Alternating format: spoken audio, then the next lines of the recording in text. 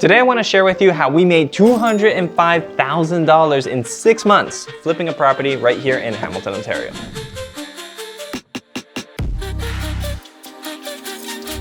Now before we really get into it, I do want to preface one thing. This video is not clickbait. We did actually make $205,000 after all expenses, taxes, and everything were paid off. And I can show you how. We're gonna leave another video somewhere here or in the link for it in the description below, and we're gonna basically talk about straight numbers. And you'll be able to see how much we bought it for, how much we sold it for. We're gonna talk about how much we projected it to make, how much it did make. We're gonna show you how we calculate our taxes, the renovations, everything. Well, the first thing we're gonna talk about is we're gonna talk about sourcing. Now, when we're sourcing a property, in this case, we found this one off of Facebook Marketplace, or Facebook group rather. And a lot of people might think, who buys properties on Facebook? Well, if you're looking through wholesalers, they all post on Facebook because they're not posting on MLS. And we bought this property for $615,000. When we found this wholesaler, she had secured this contract for $570,000, I think, which means that she's making $45,000. And a lot of people get bent out of shape by knowing that somebody else is making that kind of money off of them and they have to pay that difference. One thing I want to stress here is that you can't be looking at what other people are making, and you need to really be focusing on what you can make. And if you can do that, you will move forward and make a deal, because a lot of people start looking at properties and say, I can't find one. And the truth is that if you can't find one, it means that you're either too greedy on your numbers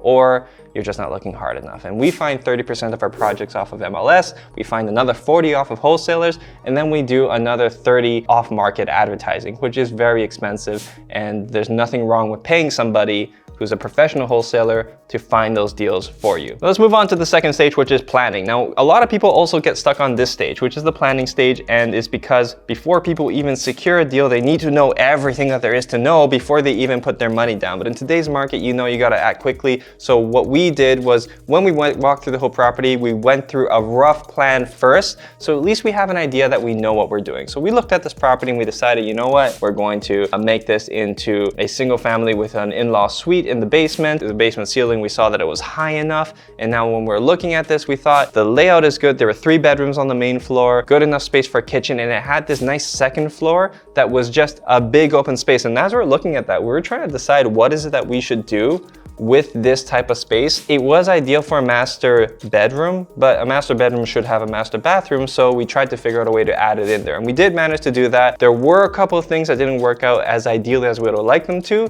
but as you can see, this type of stuff can be worked into if you are thinking intelligently about the space. That's the whole thing, is that when you're in the planning stage, you don't have to know every detail about how you're going to position everything, bring in a contractor to know this. As long as you know that you have roughly enough space, you can make things work. The basement, as I said, had high enough ceilings and we're able to work with that, so that allows us to make sure that we can have a kitchen and a bathroom in there. So at least if somebody who we were selling it to wanted to buy this property, they have the potential to duplex it if they wanted to. It would be pretty easy after all the work that we've done. The reason why we don't go through the duplexing process is because it takes a long time, and for us, we like to act faster and make the money that we can in a period of time rather than wait longer just for a little more money. Now, what do you do when you have this whole plan put together? You really want to put pen to paper here and start to present it to people, because you might find yourself in a position where you can buy the property, but what if you're looking to flip a property and you don't have enough money? In this case, we had enough money to buy the property, but because of other projects, we didn't have enough funds put together to renovate the property. So now we have to present a business plan to somebody else who's going to have faith in this, come in and provide the renovation funds. We raised a few $100,000,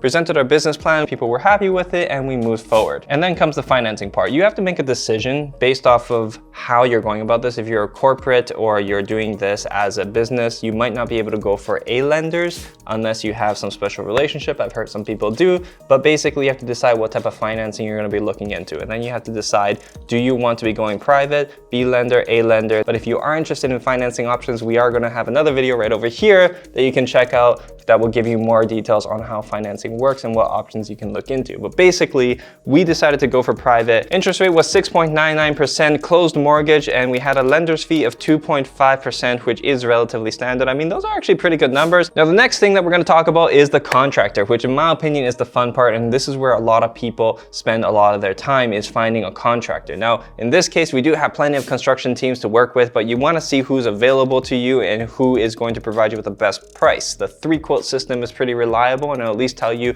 roughly where you're going to be landing. You have to make sure that when you're in your planning stage that you not too far off from what it is that the contractor is going to price you. And if you want want to be doing this fully hands-off, make sure to hire a proper contractor so you don't end up being the person who's piecing everybody together. In this particular situation, we had a great construction team, and we did hire a contractor who was able to hire sub-trades to do anything that they weren't able to do themselves. And we've replaced everything from the floors, put in pot lights, new drywall in most places, 3 new bathrooms. One of them was fully new, the other 2 were just refinished, and then we redid 2 whole kitchens. And we did them, you know, properly. All new cabinets, all new faucets, all new appliances. We're talking quartz countertops and everything. All in all, we spent about $150,000 in renovations for 2 units. One of the things that somebody might be thinking here, is that a lot? Is that a little? It depends on where you're coming from. You know, some people from Toronto might say, oh, that's actually a pretty cheap renovation. And if you're from Hamilton, you might say, why are you spending so much? If the project allows for us to make money by being fully hands-off, why not do it? Because if we can make money, our investors make money, and the contractors make money, everybody will be happy, and you'll be able to keep the engine turning if that's what you're trying to do. But that's what we're trying to do, is we're trying to create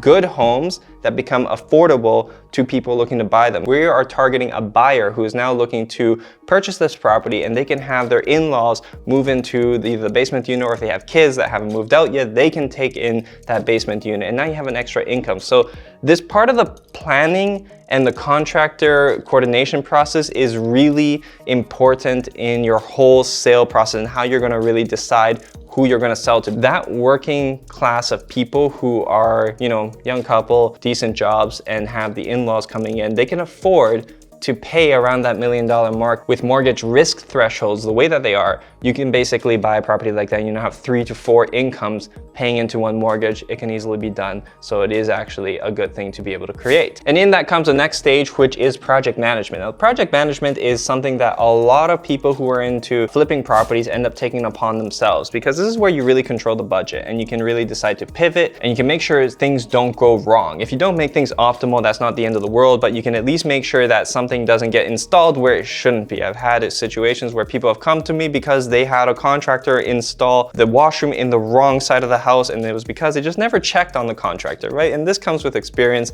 and having the right team, and you got to make sure these things don't happen. And no matter how much you plan, the one thing that you have to understand is that you're never going to plan for everything. So being present and spot checking your project is very important. You're either doing it yourself, or you have a partner or somebody working for you who's going to do that. You have to make sure that they know how to do it properly. Now, if you've ever had an experience where you've renovated your own home and you just had the contractor come in, they asked you a few questions, they slapped everything together, and it was a seamless process, that is how it should be when you're flipping a property. But then comes in your sales strategy, where now you're going to talk about appliances, staging, and finishing the whole project and prepping for sale. And this is very important, because this is what a lot of people are going to see, and people sometimes wonder whether or not they should stage their property, and it's an extra cost. And the answer is yes. It's always good to stage your property, because it will definitely increase the potential of your property to sell for the highest price than it would otherwise. You have to understand that staging the property removes the necessity for anybody coming in to visualize things for themselves. They don't have to think about how they're going to live there. They can see how it would be if they would live there in optimal form. We managed to profit $205,000 after paying